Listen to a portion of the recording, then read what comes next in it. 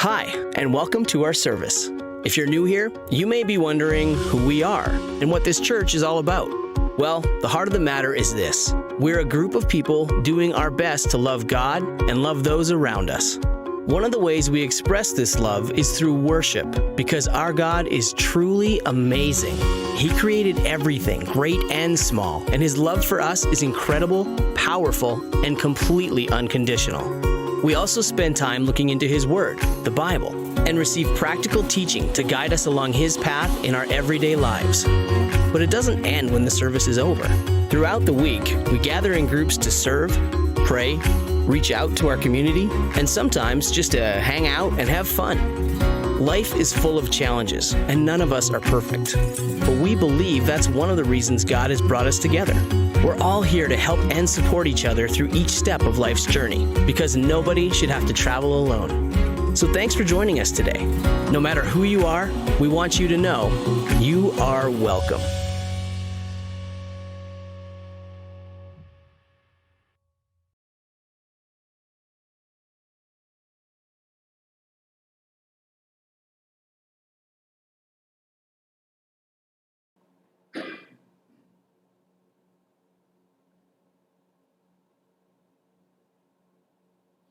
Hey, good morning again. We're trying this again. We ran into some issues. We think we got them all together. If at any point something is going on with the stream, please let us know. We're also recording, so what we're going to do is if something happens with the stream, we'll probably just keep going forward, and then we'll post a recording later. But thank you all for everyone that left the comments to let us know that something was going on with the stream. We truly appreciate this. We don't know exactly what's going on, but we're going to push through because we believe that as we are speaking about the kingdom, the kingdom realignment series, and today being about release, this message, this sharing has to be released. So we're going to get it to you some kind of way, however possible.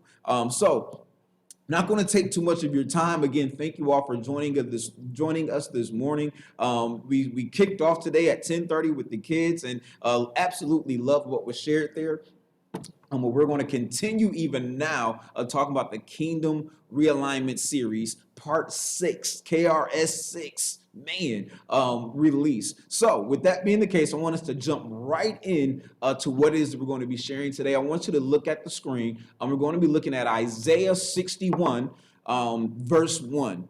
The Spirit of the Lord is upon me, because the Lord has appointed me to bring good news to the poor. He has sent me to comfort the brokenhearted and announce that captives will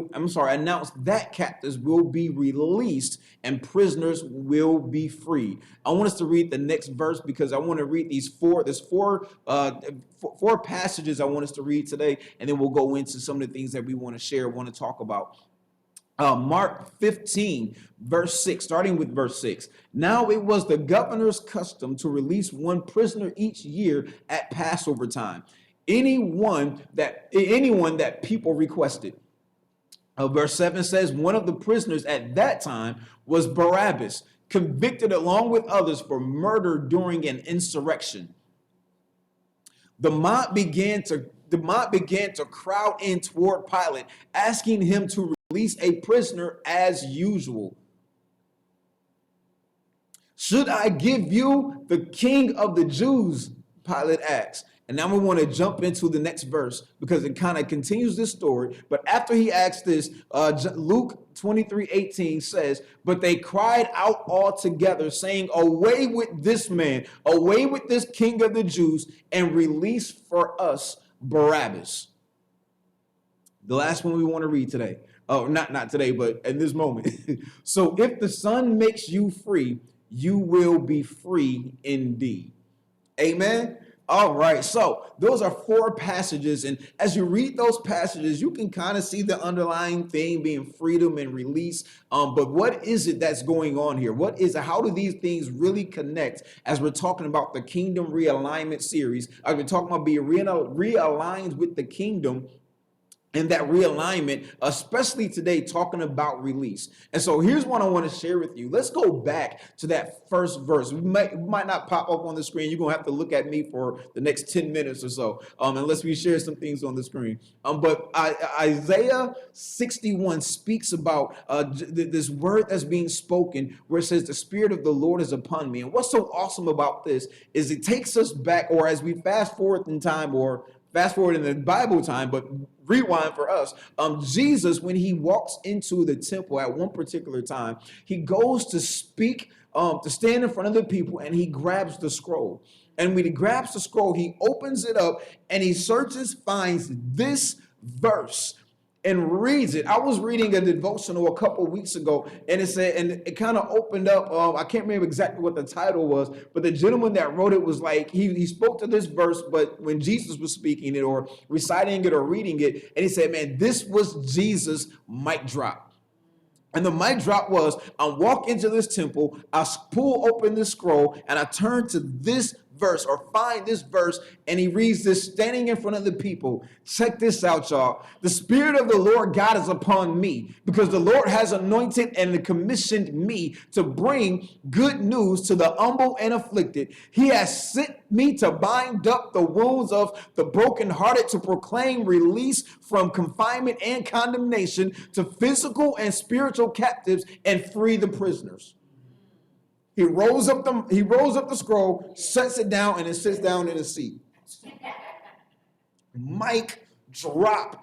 Jesus was not playing. He came up into the temple, told them who he was, told them what was going on, said the Spirit of the Lord is upon me. And it's not just be upon me so I can look good wearing the Spirit of the Lord, to look good in his anointing, but he poured it on me, put it on me, anointed me for a purpose. Here's my purpose. When I tell you my purpose, I'm sitting down.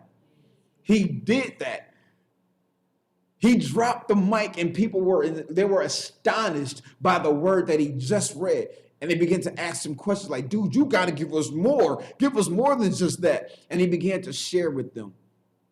But that's significance for us, because Jesus said that, sat down, and waited for their response. And so with that, I want us to understand that Jesus came for that reason. He came to let us know that the Spirit of the Lord is upon him. And all that's in that verse, we will make sure we show it later on, because I want you to think about that all week. I want you to meditate on that all week, because that is what Jesus is all about. That's what Jesus is all about. And I love the Amplified version because it kind of expands and gives us a little more. So we'll post that one over. Make sure it's in the comments and everything else with this video so you can see it and meditate on that this week, because that ties into everything else that we're talking about release. The next thing that we kind of looked at was this situation where you had Jesus making this announcement, and then not this announcement, but this declaration. And then several years later, he's standing after having been arrested in front of Pilate. And Pilate is speaking to him, and he has this conversation. Pilate interviews him, and after he interviews him, he's like, I can't see what's wrong. I don't know why they brought this man to me. So it was it was Passover. You probably heard this in the last couple of weeks. It was Passion Week, and all this was talked about during Passion Week, because this particular situation or this story happens during Passion Week. On, I believe it's that Friday, Jesus is standing there before Pilate. He's arrested. He gets interviewed, and Pilate goes out to the people. And when he goes out to the people, he's like, hey, so is your custom during this time that I would release one prisoner? And Pilate, knowing that he didn't want to keep Jesus in prison, he did something. He didn't just leave it up to the people to say, whatever prisoner you want, I'll release. No, he narrowed it down. He said, I'm going to give you the worst case scenario and the best case scenario. I'm going to let you know, I'm going to choose, or I'm going to let you know of which two people, not all of the people in the prison, but which two of my prisoners I'm going to release to you today. And I'm going to let you make the choice. You're either going to choose Barabbas, who has been convicted and found guilty of murder and insurrection, that is a rioter and will continue to riot, will bring havoc into your lives, will break down and come after your families and everything else. How do I know? Because he already did it. Or Jesus.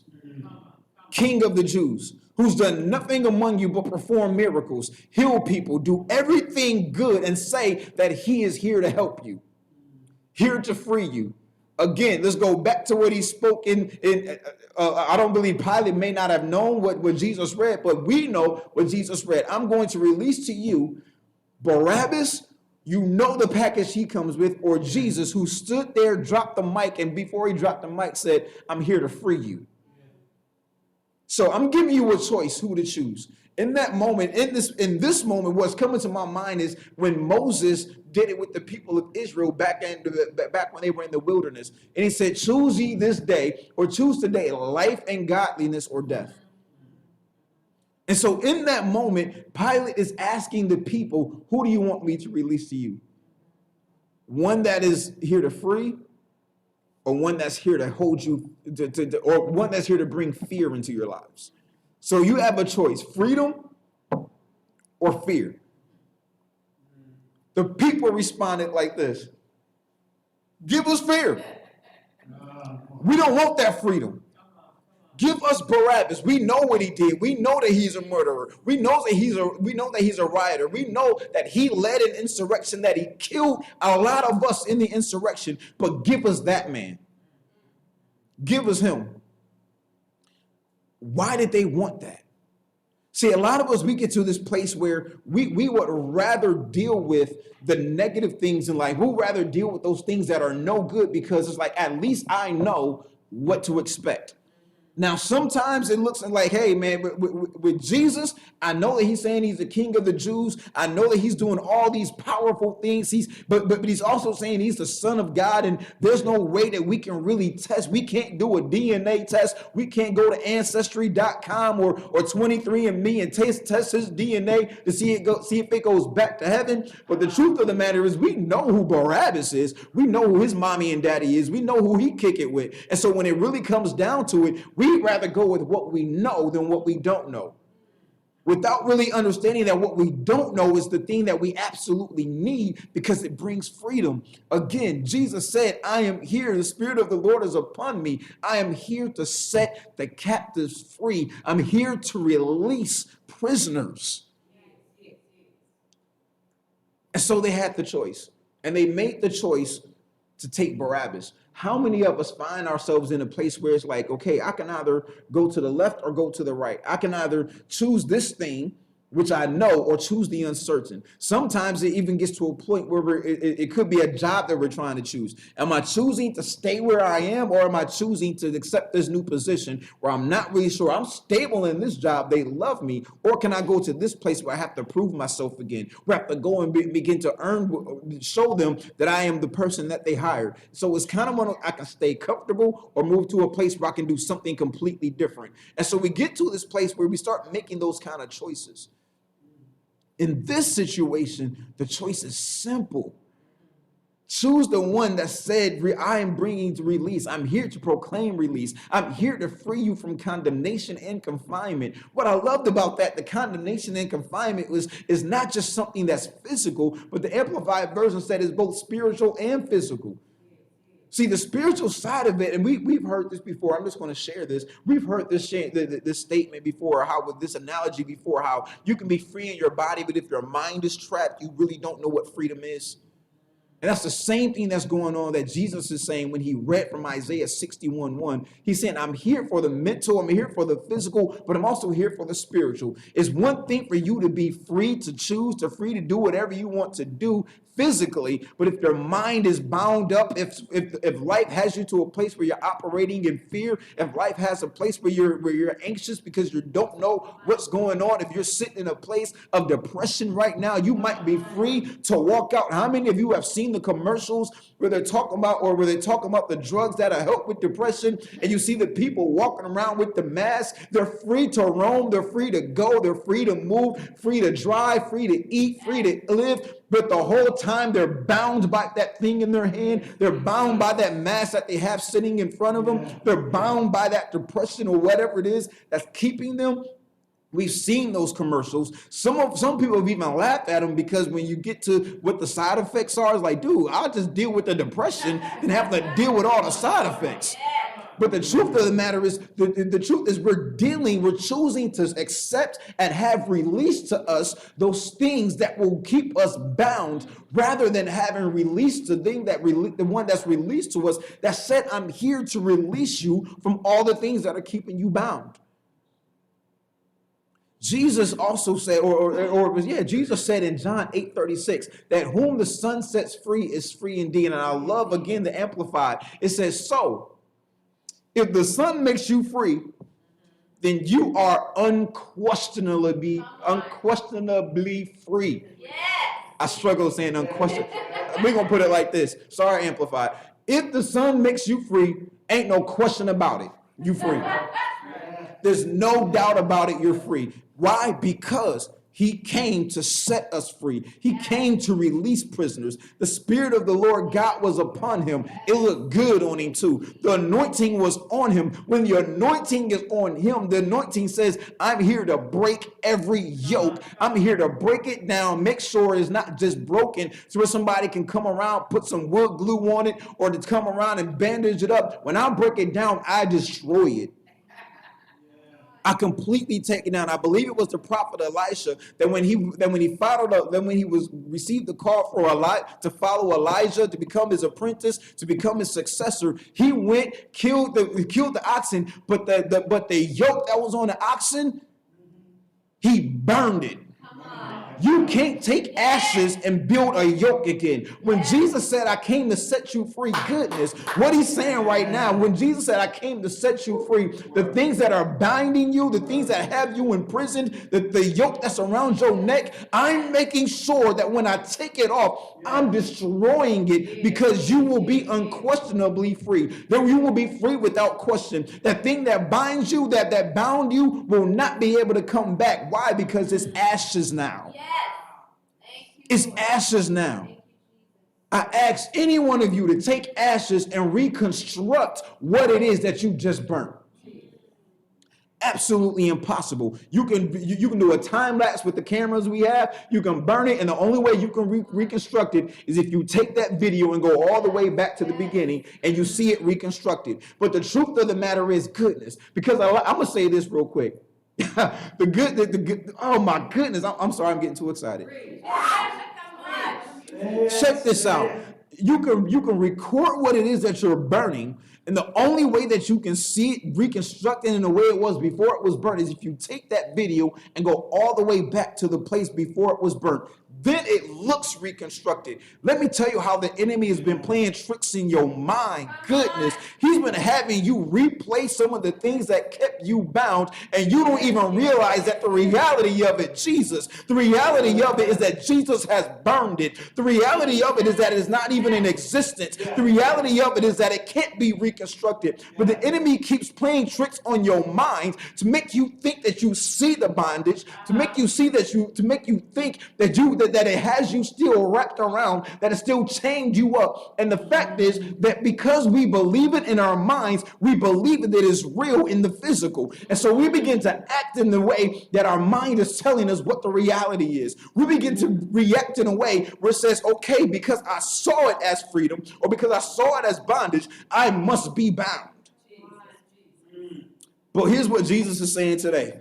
Take your phone, take whatever it is that the enemy has been showing you, and discard that image. Go into your brain files, go and walk down those halls and open up that cabinet. I know I'm talking real weird. Go into that cabinet, open it up, pull those files out, take them, and in your mind, set them ablaze. I want you to set them ablaze. Take those mistakes, set them ablaze. Take that relationship that you left so many years ago and set it ablaze. Take those lies that you may have heard, been told, or even told yourself, and set them ablaze. Take those things, set them ablaze in your mind. Now I want you to see this. Whatever it was, set it ablaze. Put it in that metal trash can, set it on fire. Now watch it burn. Watch the fire rise. Watch the fire. Watch the smoke begin to rise. And then I want you to look at it as it begins to crumble, as the flames begin to eat up those things, as the flames begin to consume them. Now I want you to picture this. You look into the trash can and all you see is ashes. All you see is ashes. You see the smoldering is still going on. There's no coming back from the ashes. Why do I want you to see that in your mind? Because I want you to know that it is now gone. It's free. You are free. You have been released. It is no longer holding you bound. You have been set free in your mind. I know the enemy is not happy with this. And at any point in time, I'm going to be real with you. I'm expecting the stream to act up because he don't want y'all to get this right now. But if it doesn't, it's because God is saying, I'm going to overwhelm what the enemy is trying to do. I'm going to overcome it because you're going to get this message. And if it goes out, I'm still going to speak because you're going to get this. The enemy does not want you free today. He does not want you released. But God said himself, I have come. The Spirit of the Lord is upon me. The anointing is on me. And I have come to set you free. And if I say you free, Jesus said, if I set you free, ain't no question about it. There's no doubt about it. You are free. But we still got a choice to make. Jesus said, I can burn it. I can get rid of it. It will never be constructed. It will never be reconstructed. But we still got to choose if we're going to ask Jesus or have Jesus released in our lives, or are we going at this place where we're saying, nah, I think I want Barabbas. The question for us this morning is, as we talk about the kingdom realignment, do we want Jesus released or do we want Barabbas released? We have an opportunity, and as we've been talking about this realignment for the last 6 weeks, we've been talking about the opportunity that has been presented with us to align ourselves to what it is we should have always been doing, to what God called us to do from the very beginning. We've had that opportunity. The opportunity is still here, and God is saying, take the opportunity, seize the opportunity to be released, to be realigned. When the question is asked, who do you want? Don't make the mistake of the past and say, give me Barabbas. Say, give me Jesus. Release in my life Jesus and everything that comes with him. We didn't get the recording all the way set from last week, but one of the things that we were talking about, the recommission, is that Jesus said, I have all power in my hands. And he said, all power on heaven and in earth has been given to me.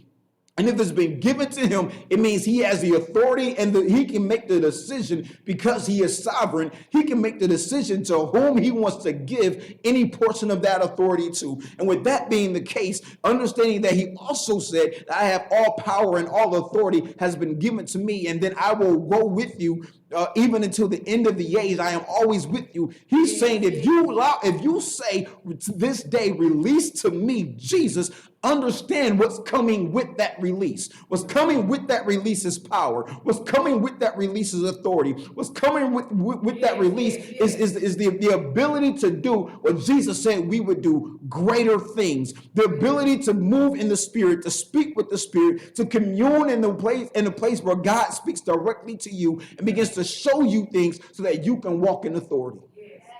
You can walk in your purpose without question. Why without question? Because if all power and all authority has been given to me, this is Jesus. If all power and all authority has been given to me, understand, if I tell you that I will never leave you nor forsake you, I will never leave you. I'll be with you always, even until the end of the age. I'm talking about the Great Commission here. We're talking that Jesus is saying all power, all authority has been given to me. And if it's been given to me and I'm with you always, doesn't that mean that the power on heaven and earth, that the authority in heaven and earth has been also is with you wherever you go, even until the end of the age? Absolutely. But we have to act, we have to say, I want that released into my life. The opportunity stands before us. We've had this opportunity over the past several weeks, the past several months, to say, I want to seize this opportunity. Wednesday this week, I was laying down in bed, woke up. It was about 4:45. I had some issues. Me and God had a conversation, and eventually I got to a place. I'm gonna just be real with you all. I was being kind of disobedient because I was tired. 4:45 in the morning, and God was like, hey, I want you to wake up and go to the living room and talk to me. And I was like, God, can I just lay here in bed for a second? I just want. I was disobedient. I'm not going to get into all that because God checked me on that even after I ended up going downstairs. But what I want to share with you is while I was praying and then God began to speak, here's what he showed me. And this is going to sound a little weird, but I need to share this because it ties so much into this release and the opportunity that we have right now that we've been presented with to choose Jesus being released in our lives. God showed me, I don't know how many of you remember this, but back in the day, they used to play, like when the news would come on in the evening and they had the daily lottery, the news would cut over to whoever was doing the lottery, and you would see this box with the lottery balls bouncing all up inside of it. And they had this lever that they would pull. And if it was the pick 4, the pick 3, or the super lotto, whatever they were picking, they knew how many were supposed to be released, but they would pull that. And if it was the pick 3 balls eventually would pop out. It was the 4 balls would pop out. However, if it was one of the other ones, we're at 7 or however many. I ain't never played the lottery, y'all. I keep praying like, God, give me the numbers to play the lottery. But the truth is, if I had the money to play it, I'm probably going to keep it because I just don't like taking chances like that. So I'm going to jump back into this. So that's what God showed me. He showed me this thing where the balls were just popping around, where the lottery balls inside of this box were popping around, moving around. It was full of activity, full of life, but they couldn't go anywhere because they hadn't yet unleashed and unlocked this thing for the balls to come out. And so at one particular time when you would watch the news, the person would pull this lever and the balls would come out. So check this. God showed me that. And the first thing he said was this: how many of my church, how many of my people have been moving with activity, but they've been trapped? They haven't been released to do completely what it is that I've called for them to do. So they've been sitting inside of this box looking like there's life and everything else because there is life. They're ready to move. They're ready to get out, but something is holding them back. So I have done this. I've come in and I've removed that lever. And in removing that lever, whatever can come out is able to come out. And I loved it because God showed me that there were those in this period of time that were being released. They were coming out and they were showing themselves. They were showing themselves to the world so that people could see who they were, what they were doing, and what they represent, and that their purpose is there. With the lottery, the purpose, you see the number, you couldn't tell what it was inside the thing and everything else. I was moving around. When it came out of that and it's set in front, it was positioned to be in a way where there was no doubt what number it was, and it was clear what number that was. And that number connected with the other numbers, the purpose was to select you as the winner if you made the choice to go ahead and say, this is what I'm going to do. And so God was showing me at that particular time that so many are being released at this moment and they're being shown to the world because they're being identified as, this is my number, this is my time, this is my purpose, and I'm ready to use it. I'm ready to walk in it. And God was saying that this is what's happening in this particular moment. And at the same time he said that that's happening, he said, now remember, when everything had been laid out, when the time came, the person would close that latch.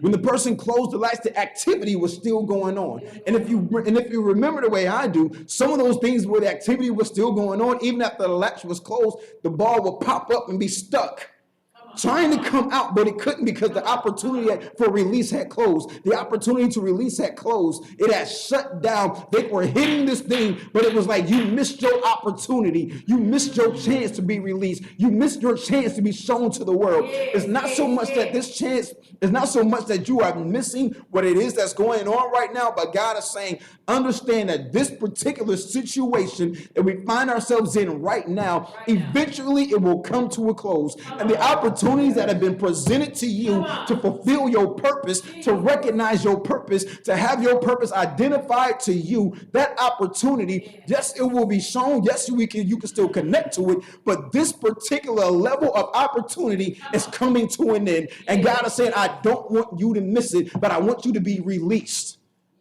I want you to be released, and I want you to jump at the chance to take. I want you to jump at taking this chance to show yourself. Yes.